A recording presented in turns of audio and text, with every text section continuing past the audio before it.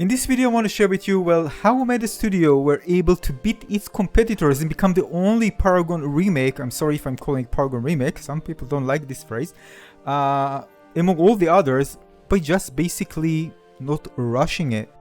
Now there are quite a few of them, but the only one that was more prominent is Paragon the Overprime, which, well, end of its service as of April 22nd, 2024. Now I made quite a few videos about it, checking it out, see the comparison, but for me, to be honest with you, it was very easy choice.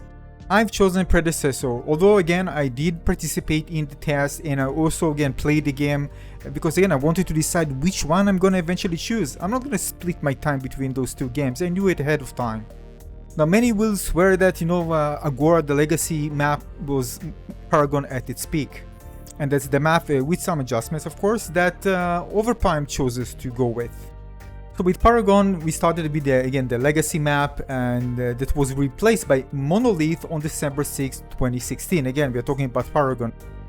And there are many players who still protesting, just bring the legacy Agora map to Predecessor. And I have to be honest with you, I personally prefer the Monolith map, each one in their own. But the thing is that I think that what I want is not exactly Monolith or Agora, it's something in between. Now, there are elements in the map that I actually like. Something about the complexity was actually fun, but in my opinion, it was a bit too complex. It felt to me like kind of an open world game rather than something that is structured for a classic MOBA game. But it has really nice elements of verticality and some dynamic things in the game for ability to, for example, transport from one place to the other or hide behind bushes. Not that I'm saying this is the best choice, I'm just saying there is more dynamic gameplay and part of it makes the game more exciting to play and I think also watch.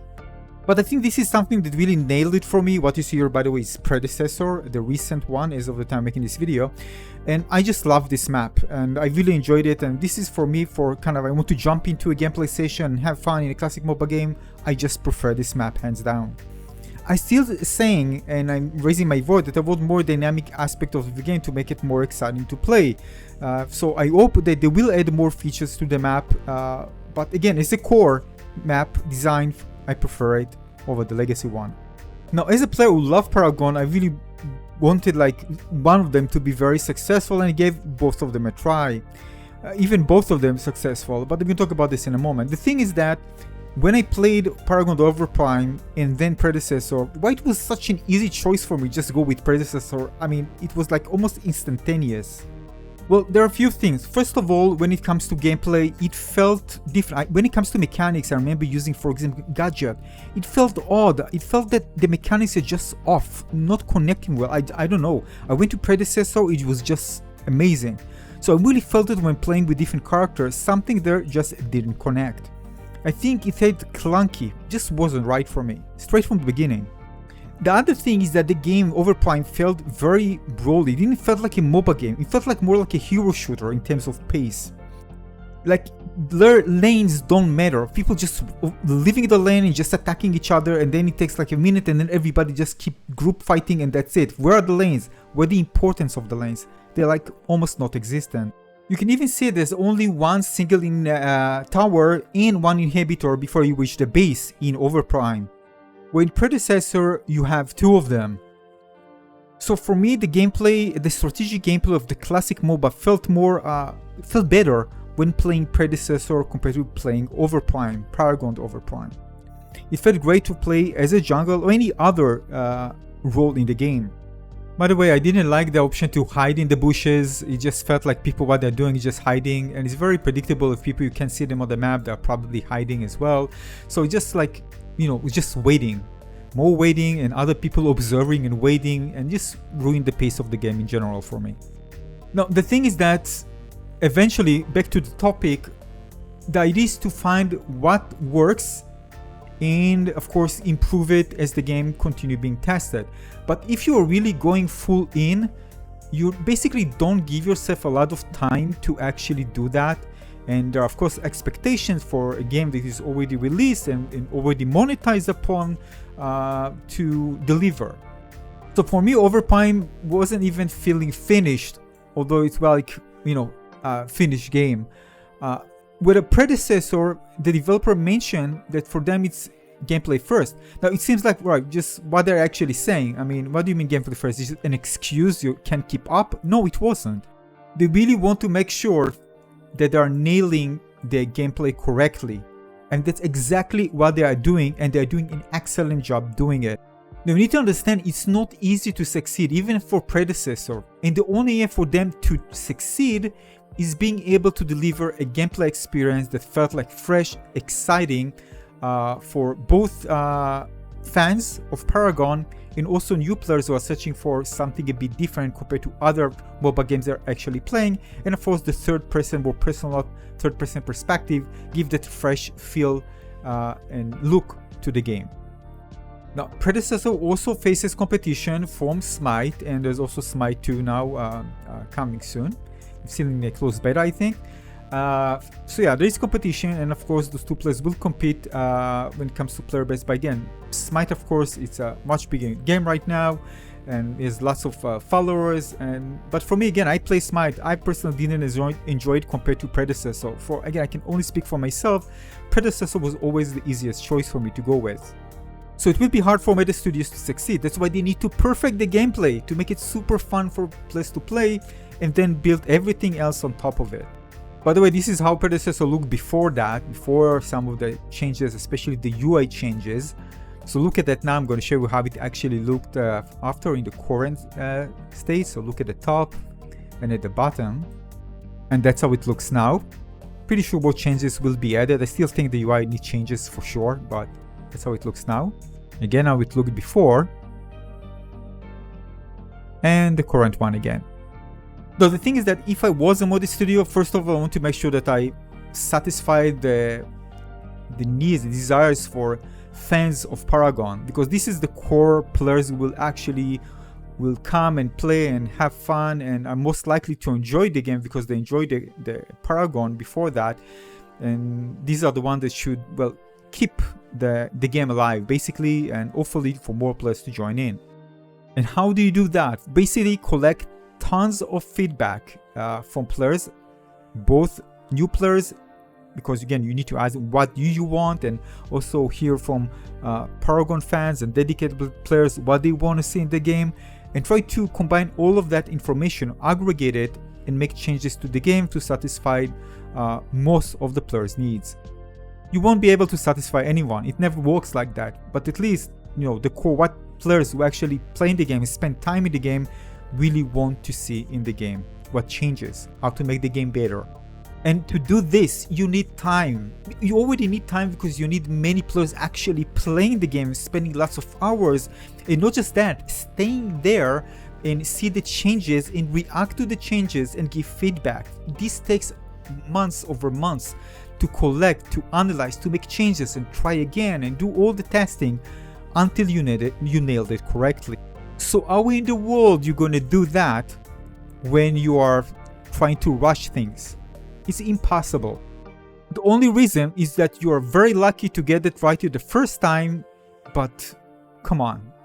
And that you need to consider also that there's so many balanced things you need to do to the game when you're adding new heroes. I mean, Predecessor added I think once in a month another hero in their early access. So again, it takes of course times and dedication, and of course the developer wants to add new things to the game rather than just going with the same thing as Paragon, to have their own stamp into the game, to make something on top of the original formula, and of course try to find things what didn't work well for Paragon as a game and try to improve it to make it work better.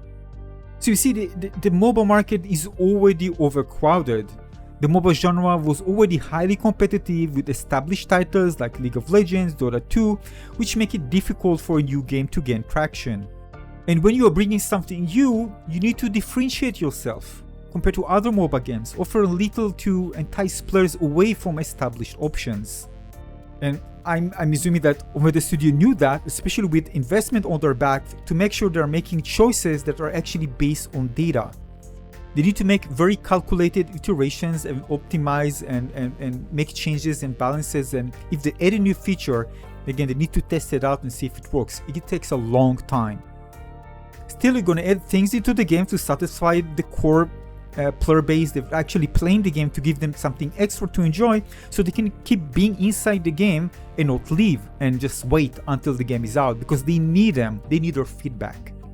And of course, behind the scene, they're probably analyzing every aspect of the game, even more when the game is, kind of in a, let's say, in quotations, developer mode, when they debug things and trace every aspect of the game to make sure that, everything is known, and everything, if somebody complains, they can actually pinpoint the reasons why it's actually happening. And this is why they need lots of analytics to understand the reason, the lack of enjoyment of something, why it's actually happening. So this is, again, very important to collect it over time to get a good enough data. So the thing is that the more players are actually playing, the easier it is to come to certain understanding based on data, compared to if less players are actually playing it.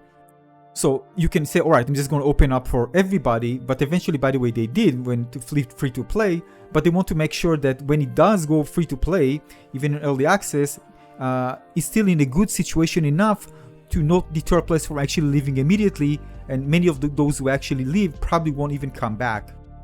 So again, when a company has this understanding and they actually know that rushing in trying to compete against others or trying to release their version fast of the Paragon remake won't be a good choice. That is, not to compete against them, but just competing against themselves, trying to make the best of what the game is and offer it to players. Hopefully they will like it based on the changes made. Now everything becomes even more important when you are in Amplified, when talking about ranked mode and matchmaking and console crossplay and so of the other things. You just can't screw it up, you need to nail it. And this was the strategy, so it seems, from Omeda Studios straight from the beginning. I mean when there are 4 developers only starting to work on this project. And this is exactly what you can hear from Robbie Singh, which is the CEO of Omeda Studios. Let's listen. The community has been at the heart of everything we do. None of this would have been possible without our loving community. Our goal for early access is to iterate in a more public way alongside you, the community. The thing we care most about is the core gameplay loop. This means we're asking questions like, how do the characters feel to play? How enjoyable is the moment-to-moment action? And ultimately, are you having fun while playing Predecessor? Our goal is to work with the community throughout early access to make Predecessor the best version of itself. So keep those Reddit threads coming. Yeah, so again, although we have a long way to go, and of course many things will change, this is the reason why Omeda Studio was able to remain among all its competitors. And by the way, this is the reason why many developers are taking their projects into early access, for that exact reason. It's just too much of a risk when you just rely on several people to nail it right and then release the game. The feedback from the community is now essential more than ever, and you actually have the platforms to actually do that, but just releasing a game and focus more on testing things before releasing the game in its final version. It doesn't mean that this is the end of all troubles and there won't be things that they need to do. Of course there will be. But again, this approach proven itself to work well, and I think, by the way, straight from the beginning. And when I already jumped into Predecessor the first time, was already the vision, you felt the vision was already there embedded in the gameplay. But of course, lots of new work was actually needed, and of course still needed to make the game, to perfect the game. So that's about it for this video. Omeda Studios this is the reason why I actually chose to stay with them, because of the dedication, not rushing forward, and of course, I just enjoyed the game. And I enjoyed the game even more the more updates and hotfixes and patches and updates they release for the game. So again, thanks for everybody in Omeda Studio for their dedication and not rushing the game, and just continue making the game the best it can be. The best, for me, version of Paragon it can be, and even better. Thank you.